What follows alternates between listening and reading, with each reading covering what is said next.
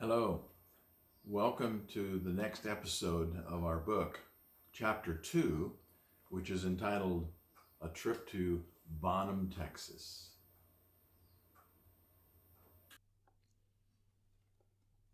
Chapter 2, A Trip to Bonham, Texas.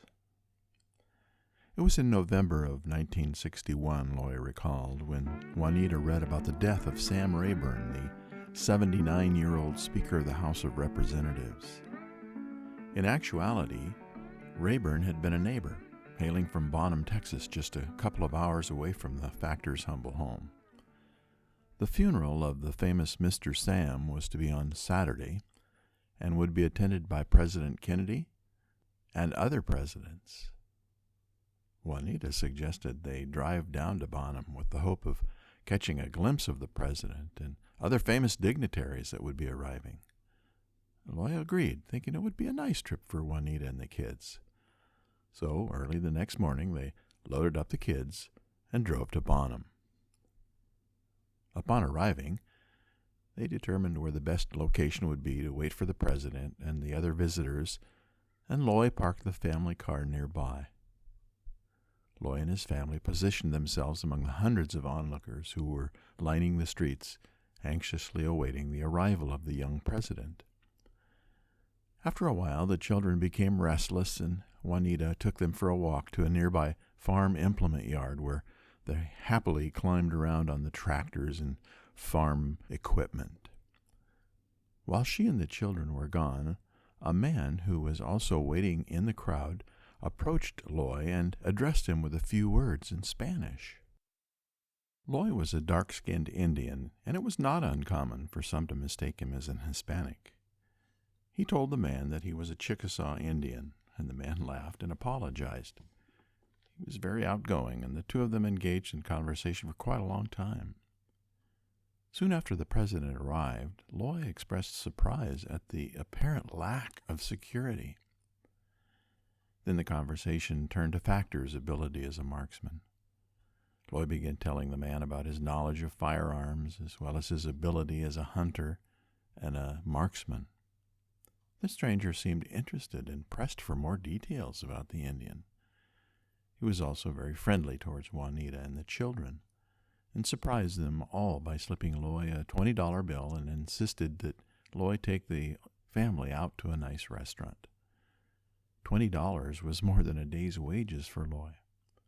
He wondered, who is this man that was able to give away such large amounts of money?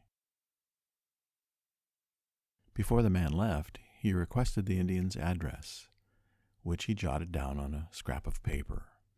He indicated that he might have some work for Loy in the future and promised to look him up. All in all, it had turned out to be quite a remarkable day for the Factors. They had seen the President of the United States, witnessed the nobility of a famous man's funeral, made a new friend, and received an unexpected gift of $20.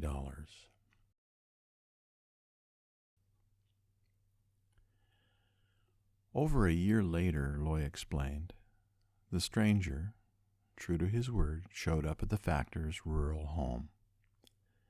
His unannounced visit was businesslike, strictly between him and the Indian. He was more interested in Loy's ability with a rifle than making idle conversation. Loy was happy to demonstrate for the visitor, so, fetching his .30-30 deer rifle, the pair trudged down to a wide clearing nearby. After setting up a few bottles and an empty grease gun can, Loy gave a brief exhibition of his marksmanship. They grabbed a .30-30, as I recall, and they went out to a clearing near their house, and they started plinking at some cans that Wallace would put up on the fence post, and I recall him saying that he shot at a grease gun canister, whatever he was referring to. He remembered the fact that it was a grease gun can, and he just shot that thing every time. And however many shots he fired or whatever ability he displayed, Wallace was impressed. The Indian was as pleased as a schoolboy that his display of accuracy had made an impression on his guest. He enjoyed showing off his shooting skill, especially to this potential benefactor who Loy hoped might have some employment for him. It was then and there that the man made Loy an obscure offer that was to be the turning point in his life. The Indian's voice seemed to grow soft and regretful as he recounted the event to Mark, as if he were confessing to a priest. The man explained that the Indian's ability with a rifle could earn him a substantial sum of money if he worked for the right people. Loy showed interest in what the man was saying. Nothing tangible was revealed as to the exact nature of the work Loy would be involved in. Nonetheless, the two men understood each other. Loy could shoot, and this man was willing to pay for the Indian's ability to use a rifle, offering him $10,000, $2,000 that day, and the balance paid when the job was finished.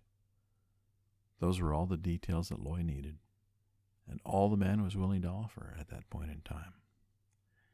He figured that the man would reveal the specifics when he was ready. For after all, there are only so many things a man can do with a rifle and get paid $10,000 for, none of which were legal. The deal was struck.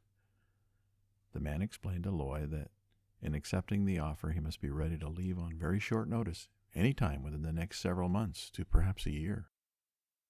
Pure and simple greed was why Loy accepted the stranger's offer. But there was also something else. The man's confidence in Loy's shooting skill. His interest in an unsophisticated backward Indian attracted Loy to him. Loy was now a valued commodity, needed by this man to accomplish a deed important enough to pay him a large amount of money for. After shaking the Indian's hand and assuring him that he would be in touch, the man left, leaving the Indian standing alone in his front yard with $2,000 clutched in his hand. Before the man's car had disappeared from view, Loy knew he had made a serious mistake. But he was in. Mark interrupted his friend with a question to which he already knew the answer. "He wanted you to kill somebody, didn't he, Loy?" "Yeah, he did. But they never told me until it was too late. I was stupid to go along with them. I got in too deep." "Who was it, Loy? Who did he want you to kill?" As the Indian responded, Mark's face showed a look of shock, and his voice caught as he tried to speak. "I never did it, though. I was there, but I never did pull the trigger." The two men looked around their empty hospital room and then at each other. Their voices dropped to a near whisper.